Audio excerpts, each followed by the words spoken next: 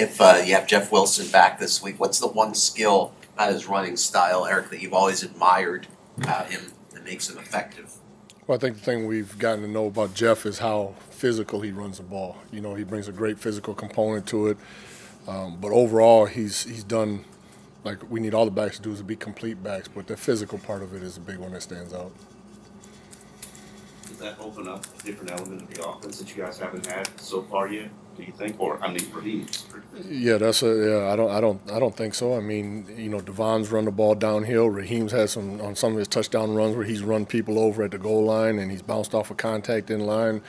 You know, even last week I know Savon took some contact on a couple things, but he also, you know, that's contact nonetheless. So we're not shying away from stuff. So I feel like they all come. Chris Brooks has some physical runs, so I hope that that's a part of our game that all of them have.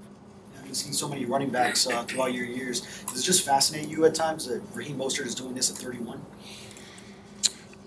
You know, I think it's a credit to Raheem. I mean, he's highly motivated. He's done a great job. He's been here. He's buying into what we're trying to do.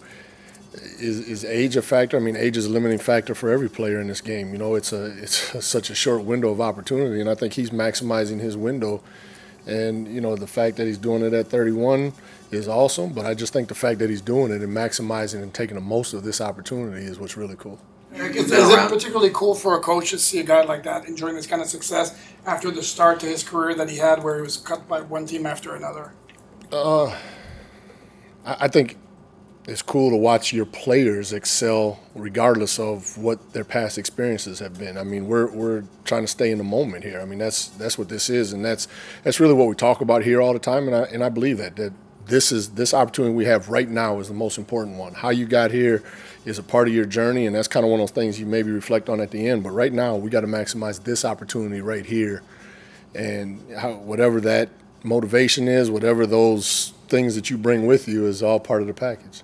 You've been in the league obviously a long time, so I'm sure there's not a lot that stuns you. But when you saw Devon's yards per carry average of over 12 on a pretty sizable count, I mean 38 carries, and you see that average, did that awe you even a little bit? I'm just happy for Devon. You know, I mean, I think it's a great thing for our group, our offense, and that he's come in and he's bought in. He's able to produce for a young guy, a rookie, early on to produce at that level is great for us. In awe, I mean, it's incredibly impressive. But at the end of the day, I think, you know, he just continues to work and get better. Now he's got some other challenges that he's working through, and but it's all about getting better every day and contributing, and you know what we have to do to give ourselves the best chance to win. When you look at the front sevens that you faced this year, where does Philly rank, and what makes them different than maybe Buffalo or some others? I don't know about ranking, if you know how to do that ranking. I know that we've got a big challenge ahead of us. Their front is formidable. You know, we've talked to our guys about that. It's going to be a great challenge for us. This is a good football team. It's a really good defense, and so I think, you know, I don't know that ranking them is what's important to us, but obviously stepping up and accepting the challenge that they pose to us because they are a physical group on defense. Well, what do they do best, run defense-wise? I mean, they're big and physical inside, and they got guys that are coming off the edge with Sweat and Hassan, and I mean, they just, you know, they're just a good defense that runs to the ball. They play hard, and they give themselves the best chance, and that's what it's about, effort, and we're going to have to match that and come with our best game. You and Coach McDaniel having such history backgrounds in the run game coordination, just curious how that collaboration between you guys goes when it comes to putting together a running game plan. Well, a lot of it is Mike's vision for how he sees this, and it all goes into, because it has to tie into the pass game too. It's not just one-dimensional. I mean, we want to make everything work together. And the biggest thing that I think, you know, that I can help with the offense and help Mike with is trying to figure out how to make his vision work on the grass. And that's what I spend most of my time doing, is trying to figure out, he wants to get this done, how does this look, how do we get the ball exchanged here, what's our aiming points, what are we doing to execute those things. I think that's my job, is to try to make the picture come to life. Your you're obviously going to be without Chris Brooks for some time, but it's clear you all have something there. He's got an interesting skill set. Did you look at his tape at all and talk to Chris Greer or the scouting department about it before the draft? Was this someone that you personally laid eyes on and felt like the organization should pursue? Yeah, I watched the tape on him coming out, as I do most of the backs. I mean, I try to. You certainly cannot watch every back that's coming out in the draft. I mean, we try. I usually look at all the ones that are at the combine, and then when we target certain guys, we'll go back and look at them. Or there's guys that come up that are interesting that somebody knows about. You put on tape and look at them. But this is really a great job by Chris and his staff to find a talented young kid that was out there was hungry and is maximizing his opportunity. Eric, with the success of the run game, are you seeing more 8-man fronts, or is it about the same as last year? Well, I think what we're seeing on defense is, we're seeing different defenses. We're seeing things that we're preparing for, and then we're seeing different looks on game day because of the threats that we have on the field. The speed at the edges for us is concerning to other teams, obviously, and so we're seeing different shells. We're seeing some different boxes. Maybe we're not seeing as much pressure sometimes as we anticipate, whatever that is. So what we have to do and what we're really working hard on is figuring out how fast can we adjust to what we are seeing on Sunday so that we can get into the plays that we feel give us the best chance. To that point, the Giants blitz you guys, I think, 4 or 5 times for the coach that typically blitzes 1,000,000 times. And the Panthers last week flipped that script and blitzed like 20 times. It's a good problem to have, but are you almost a victim of your own success in terms of teams throwing different things at you that make you have to kind of prepare for more?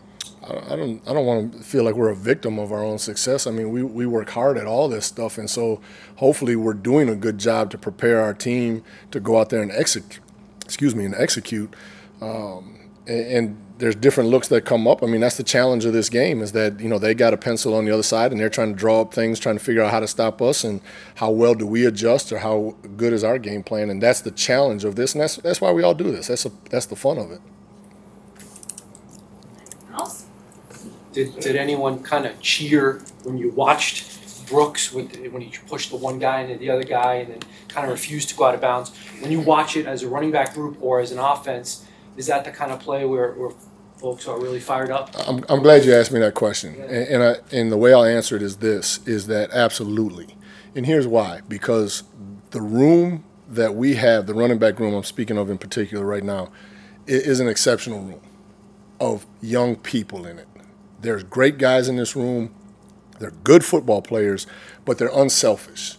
And they cheer for each other, they help each other, they work each other. They're happy for the success of other people. So when Chris Brooks has that run, everyone's excited. When Devon runs down the field on 76 yards, one of the first guys down there is Raheem Mostert cheering him on. You see Savon Ahmed running on the field when somebody scores. Alec Ingold does something. Everybody's happy for it.